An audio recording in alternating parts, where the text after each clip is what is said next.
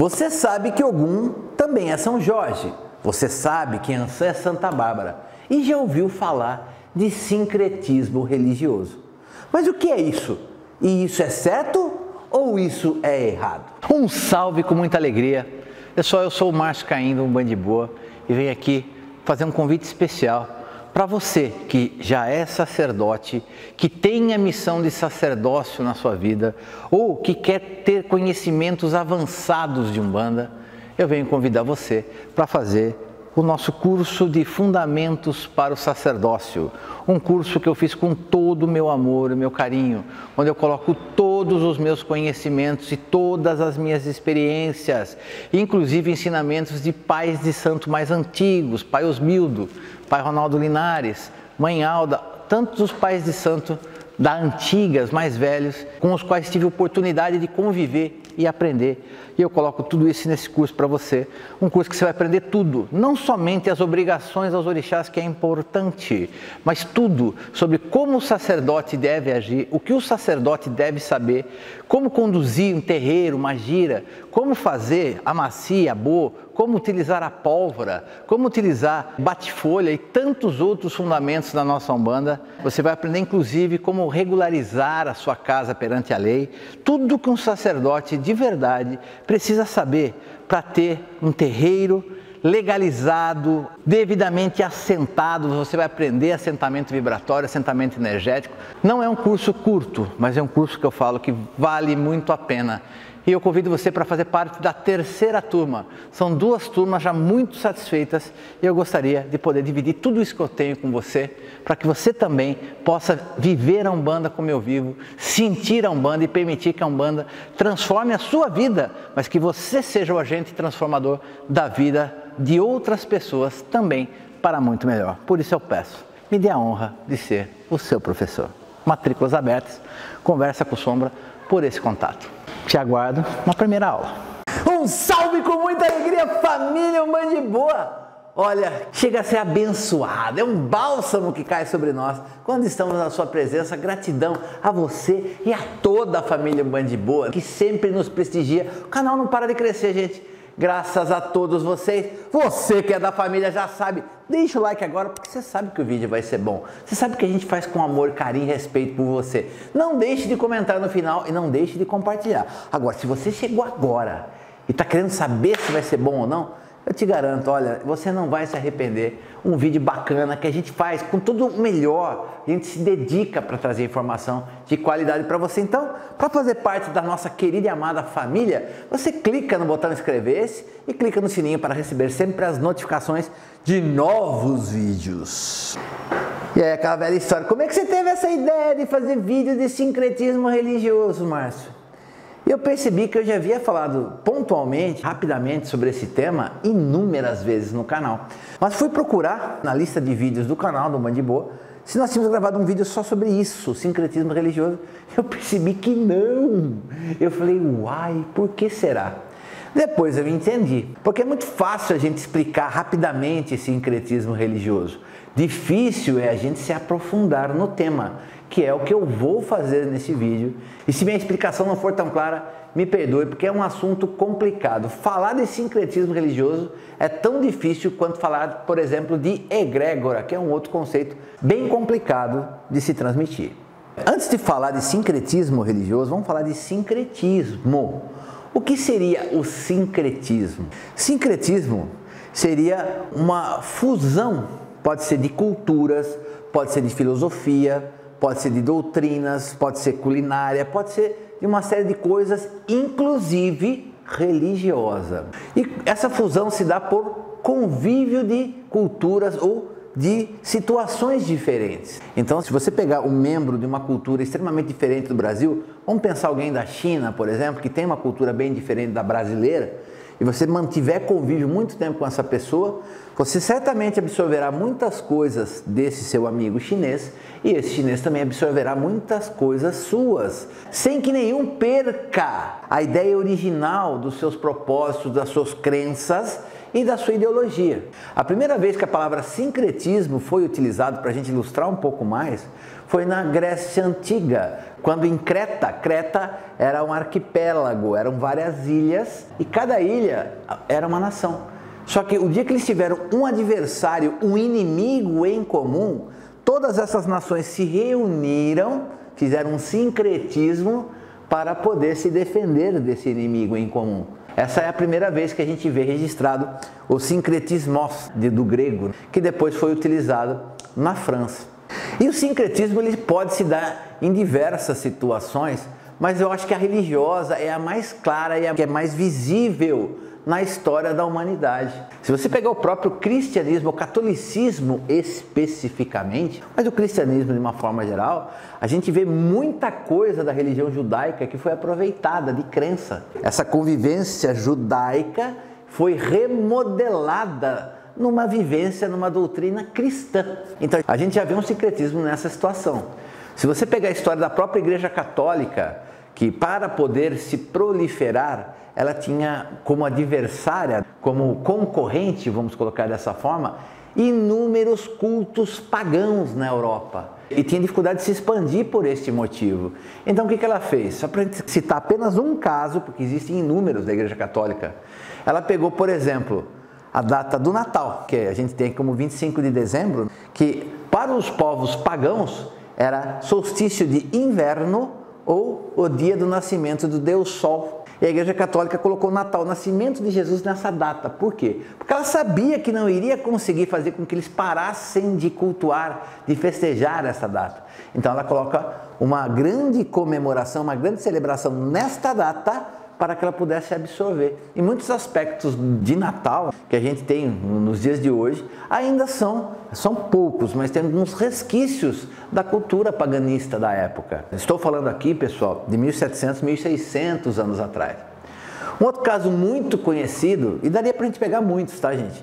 Mas na Irlanda, a gente tem o caso do St. Patrick's Day, que seria o dia de São Patrício, que acontece no dia 17 de março, na Irlanda. São Patrício é um santo muito cultuado, principalmente ali na Grã-Bretanha, naquela região da Europa. Ele é um santo muito cultuado dos católicos e até dos cristãos, até mesmo na igreja anglicana. São Patrício é muito comemorado, muito respeitado. Mas se você pegar como é comemorado, tem toda uma fusão do culto aos duendes, ao pote de ouro, ao trevo de 4 folhas, que isso está tudo no dia de São Patrício. Por quê? Porque o dia de São Patrício foi colocado sob uma outra festa, uma outra cultura religiosa pagã da época, e elas se fundiram. O que tem a ver o duende com São Patrício? Não tem nada, mas foi uma fusão de culturas, uma fusão de ideias religiosas. Tanto é verdade que antigamente era muito comum você ver o duende sempre segurando um trevo de 4 folhas, que simbolizava a sorte, que é daí que vem a história de que o trevo de 4 folhas traz sorte para a pessoa. E com o tempo, o trevo de 4 folhas foi substituído por um trevo de 3 folhas, para simbolizar o dia de São Patrício, para simbolizar a Santíssima Trindade. Então você veja que são culturas que se fundem e vão sendo adaptadas, mas não perdem as suas ideias originais. Não é porque São Patrício está misturado com os duendes, que ninguém acredite em São Patrício, e que eles deixem de ter essa tradição, essa cultura, até mesmo folclore, de acreditar em duendes, de que o duende traz sorte, tem o pote de ouro, é aquela coisa toda. Então a gente tem que entender este universo para entender o que é sincretismo. Sincretismo não é uma coisa só do Brasil, que as pessoas têm muito essa maneira de falar, sincretismo religioso, acho que isso aconteceu aqui. Não. O sincretismo religioso no Brasil realmente é um fenômeno muito grande e que realmente ele é muito estudado diante das características que ele assumiu. Mas antes de entrar em sincretismo religioso propriamente dito, eu quero comentar uma coisa para você entender como o sincretismo pode se dar em vários níveis. Não é só cultural e nem só religioso, que nem no Brasil. Antes dos portugueses chegarem à costa brasileira, nós só tínhamos os povos indígenas e eles falavam, principalmente na costa brasileira, de uma forma geral, não todos, mas de uma forma geral, a língua mais forte, mais falada era o tupi, o guarani ou o tupi-guarani. E o que aconteceu? Quando o europeu, o português, chega no Brasil e começa a colonizar a costa brasileira, começa esse convívio entre o português e o indígena. E o que aconteceu? acabaram por criar uma língua própria, que não era nem língua portuguesa e nem tupi-guarani, que era o Nheengatu. O Nheengatu é um sincretismo de idiomas, de dialetos, de línguas faladas. E o Nheengatu é uma coisa que foi tão brasileira, se fôssemos procurar historicamente, é a verdadeira língua brasileira. Para vocês terem uma ideia, em 1695, se não me falha a memória também, foi quando o Zumbi dos Palmares foi capturado por um capitão da polícia local. E tem toda a história que Zumbi foi cortado a cabeça, foi salgada essa cabeça e foi colocada à mostra lá em Recife, para que todas as pessoas pudessem ver, assustar as pessoas. E esse capitão que capturou o Zumbi, que estavam tentando derrubar o Quilombo dos Palmares há muito tempo, ele recebeu um prêmio do rei de Portugal na época, que era Dom Pedro II de Portugal. E ele mandou um emissário para entregar, era um prêmio em ouro, para essa pessoa que derrubou o Quilombo dos Palmares, que chegou a ter 3 mil habitantes e acabava dando guarda, proteção para muitos negros que fugiam. E escravo valia dinheiro. Então o rei resolveu premiar o capitão.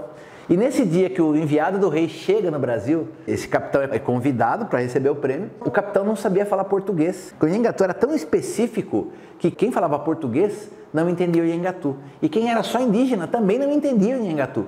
Então eles precisaram do quê? De um intérprete para que esse capitão pudesse conversar com o enviado do rei de Portugal. Só para a gente entender como se misturou esse sincretismo que existiu na língua, o Nheengatu. Mas em 1750, Marquês de Pombal chega no Brasil e fala, não, que isso, ele não aceitou aquela situação.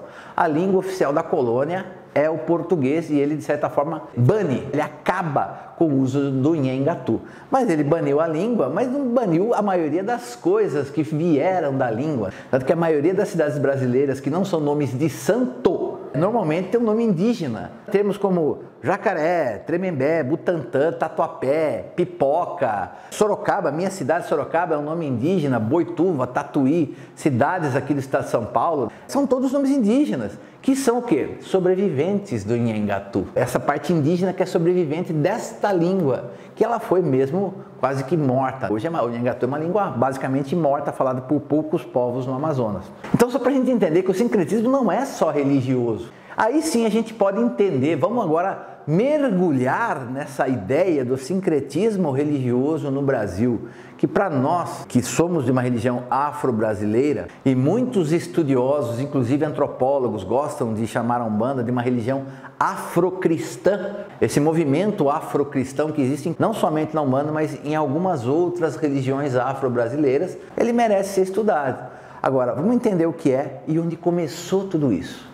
Eis que nós temos que entender um pouquinho da religião africana. Temos que lembrar que na África nós tivemos vários escravos vindo de diversas aldeias, de diversas nações.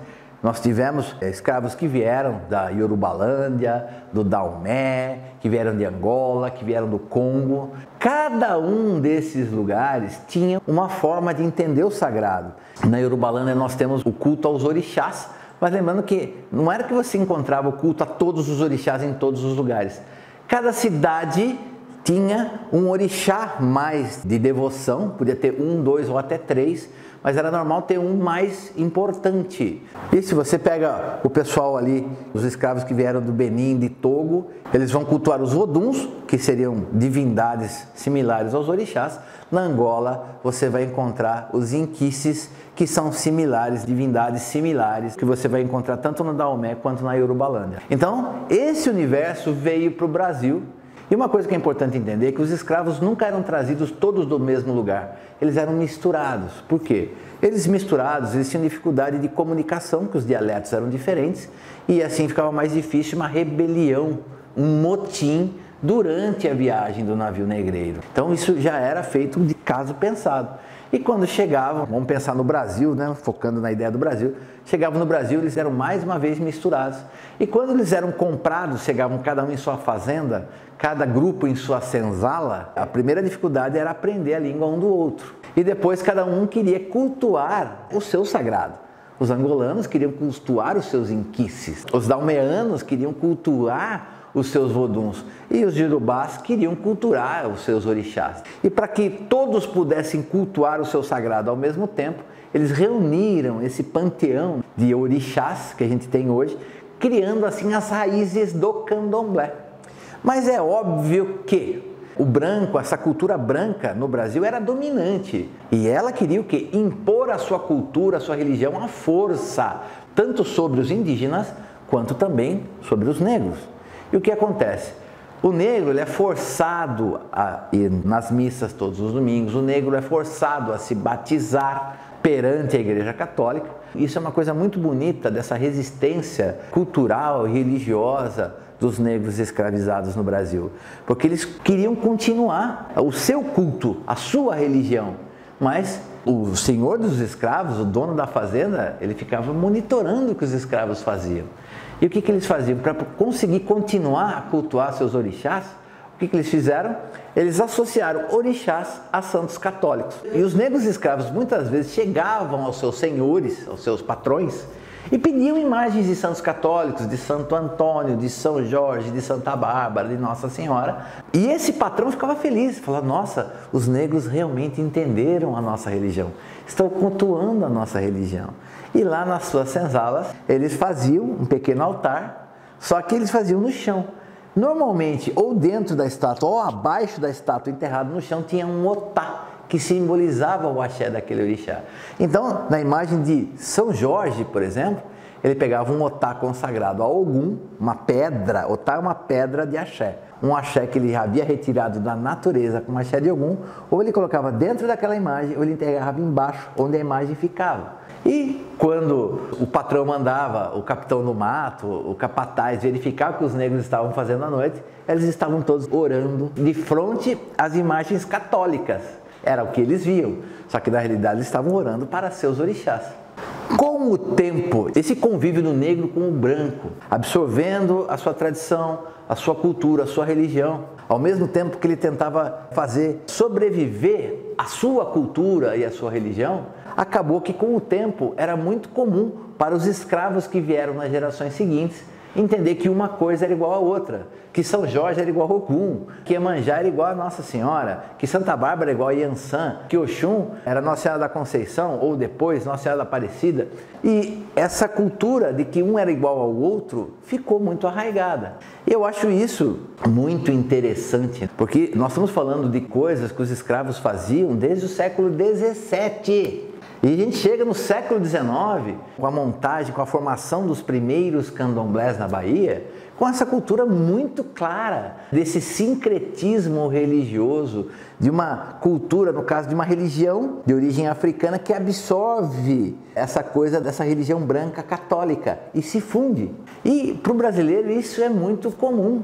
Tanto que existem católicos que põem café para São Benedito. E São Benedito não tomava café, né? Quem toma café é preto velho. Tal essa simbiose, quando começa a ventar, eu conheço muita gente que pega machado e reza para Santa Bárbara, cortar o vento, cortar a tempestade, mas o elemento de Santa Bárbara é o raio. Vento e tempestade é elemento de Iansã, de Oiá, da orixá Iansã. Então, essa mistura no Brasil aconteceu tão grande, foi um sincretismo que acabou ficando muito perfeito. E hoje é tão interessante você ver essa pluralidade, essa diversidade que nós temos. Vamos pegar os altares da Umbanda. Os altares umbandistas, eles são fantásticos. Estou falando dos altares de terreiros, tá? Não estou nem tocando no assunto de altares pessoais das pessoas em suas casas. Os altares dos terreiros, eles são incríveis, gente. Por quê? Porque você não vê ali só imagem de orixá, imagem de santo católico. De repente você vê lá coisa que vem do santo daime, vê imagem de Buda, vê imagem de Shiva. Eu já fui muito terreiro de Umbanda e vi essas coisas. Eu acho bonito porque parece que o terreiro umbandista fica assim, é um espaço onde todas as fés podem se encontrar, onde todas as crenças podem se encontrar. Todo mundo que olha para um altar umbandista, ele se identifica de alguma maneira. Mesmo os evangélicos que são aversos ao uso de imagens, estátuas, e eu respeito a fé deles, quando eles deixam suas religiões e conhecem a Umbanda, ele vai olhar para a imagem de Jesus, ele vai reconhecer Jesus. Ele vê qualquer outro santo católico, ele ouviu falar de alguma forma, ele acaba se encontrando ali. Não vou falar que ele aceite aquilo, mas ele com certeza ele já conhece, ele já ouviu falar, ele já viu na televisão, ele já foi numa igreja católica, num casamento, ele já viu. Aquilo para ele não é estranho. Então é impressionante como todas as fés se encontram no terreiro umbandista, graças a esse sincretismo religioso. E tem uma história muito engraçada, gente, que a minha mãe de sangue, a Dona Loide, ela tem amigas e elas todas fazem oração, novena para Nossa Senhora de Fátima, cada tempo é uma coisa, para algum santo, trezena, fazem oração, cada dia no casa de uma das vizinhas ali, elas pegam umas imagens e levam na casa, acendem a vela e fazem oração, fazem o terço, rezam o rosário. É uma coisa muito comum, muito tradicional no Brasil. Mas as amigas da minha mãe falando que eu tinha um terreiro, que eu sou da Umbanda, elas quiseram conhecer o meu terreiro. E as amigas da minha mãe foram no Tufra, sem eu saber, inclusive, não se apresentaram. Mas foram, e quando voltaram, foram na casa da minha mãe e falaram: nossa, Loide, que incrível, eu achei maravilhoso, parece uma igreja, tem um monte de imagem de santo ali. Eu achei engraçado que elas nunca tinham ido em Umbanda, mas elas se sentiram em casa. E isso é uma coisa bacana, porque o que interessa pra gente não é vender a ideia de santo católico ou de orixá. Essas são as forças que os umbandistas que estudam, que se dedicam, têm que saber. Todo umbandista deve conhecer esse conceito, esse fundamento, inclusive conhecer a ideia do sincretismo religioso. Mas para quem vem de fora, o que interessa é que nós tenhamos a oportunidade de prestar a caridade. E todas essas amigas da minha mãe, essas senhorinhas, foram lá, tomaram passe com caboclo, de trabalho de caboclo, e elas acharam lindo aquilo, entendeu? E foram embora todas felizes. Então, independente delas entenderem o que é orixá, o que não é, elas chegaram ali, elas se sentiram bem e permitiram que os caboclos pudessem fazer um descarrego, pudessem fazer uma limpeza, pudessem fazer uma energização e uma harmonização nelas. E elas saíram todas muito melhores, falando em termos espirituais. E daí, eu vejo muito um movimento hoje dentro da Umbanda, de as pessoas falarem assim: não, mas quando o negro tinha que cultuar o seu orixá escondido, tinha sentido ter sincretismo. Agora não precisa mais disso, estamos no século XXI, podemos cultuar livremente os nossos orixás. Gente, eu não vou falar que eu não vou respeitar o irmão que pense assim, mas eu acho que o bonito da nossa Umbanda é essa mistura de orixá ser santo católico, de pensar em linha do Oriente, mestres ascensionados, ao mesmo tempo que você tem o caboclo, que representa os primeiros donos da terra, o preto velho, que representa o negro escravizado, que tudo tem a ver com a terra brasileira, sabe? Essa coisa do boiadeiro, que é o sertanejo, o baiano, que foi também muito religioso, que simboliza os antigos pais de santo, espíritos de alta evolução espiritual. Pega Exu e Pombagira, que fala a língua do povo, como o povo entende. Então eu acho que essa mistura que faz a Umbanda. Se você tira o sincretismo, a Umbanda não vai acabar. É um fato. Mas a verdade é uma só. Eu acho que ela perde muito do seu brilho, muito da sua luz, muito da sua beleza. E é por isso que no Tufra, mesmo porque a minha história, para quem já assistiu os vídeos no Umbanda Boa, se você não assistiu, você assista, você vai procurar esse vídeo. Eu era católico franciscano, eu sou franciscano desde criança. Sempre acreditei, confiei em São Francisco de Assis. E quando monto o Tufra, tem toda uma história que o dia que eu e o Newton fomos para a Itália, que eu tive em Assis, eu senti um grande chamado a partir daquele dia, para que a gente pudesse abrir o Tufra, montar o Tufra. Então assim, a casa de São Francisco de Assis, São Francisco, pelo menos aqui, nas regiões do Sudeste, do Sul, nós não sincretizamos São Francisco com nenhum orixá.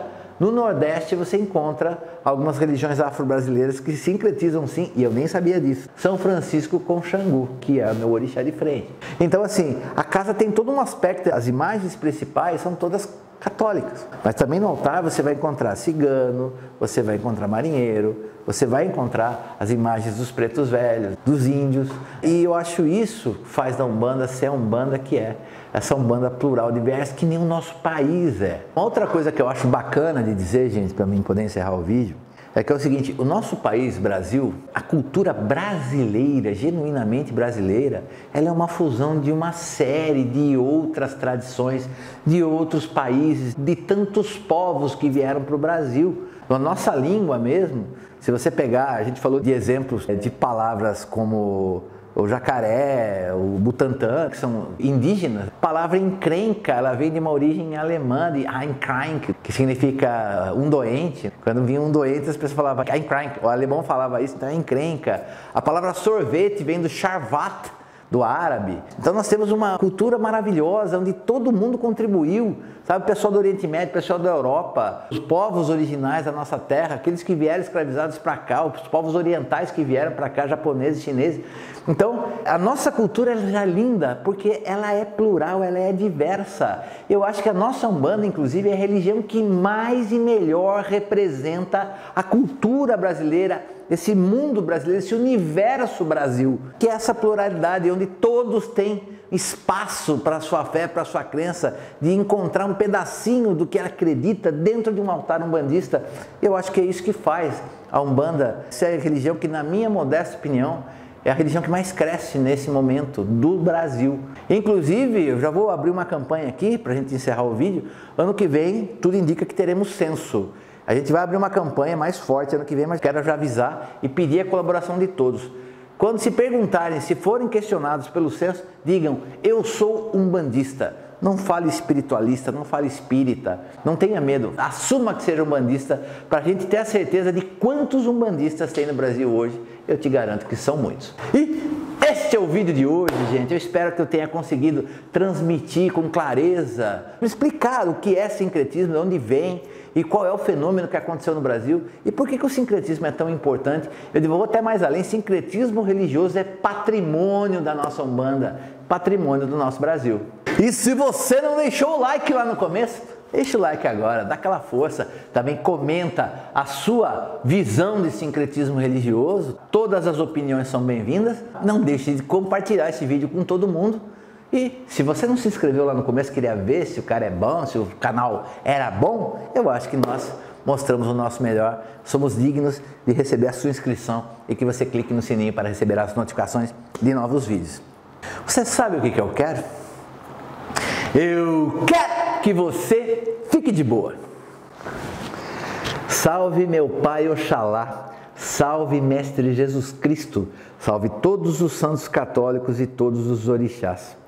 A todos vós, sejam de que forma for, da nossa crença, que todos tenham a capacidade de derramar a bênção, a luz e o axé sobre esta pessoa que está assistindo esse vídeo nesse momento. Não importa por que caminho as pessoas encontrem a sua forma de se ligar ao sagrado, à espiritualidade superior, seja por orixás ou por santos, que elas possam sim receber todo o apoio espiritual que precisam e merecem, que seus guias e protetores sejam abençoados e fortalecidos pelas energias orixás, pelas energias de santos, espíritos perfeitos que já pertencem à espiritualidade superior, que assim eles possam sim nos ajudar a levar e quebrar todo o mal da nossa vida, que possam abrir e manter nossos caminhos abertos para que possamos caminhar nessa vida terrena sem nenhum tipo de empecilho e que tenhamos a força, a coragem, a luz, a saúde e a proteção, paz, luz e prosperidade de todos, dos nossos guias, dos santos, dos orixás e do nosso Deus Pai Todo-Poderoso, nosso Deus único, Olorum. Que Oxalá e Jesus Cristo abençoe a todos. Até a próxima.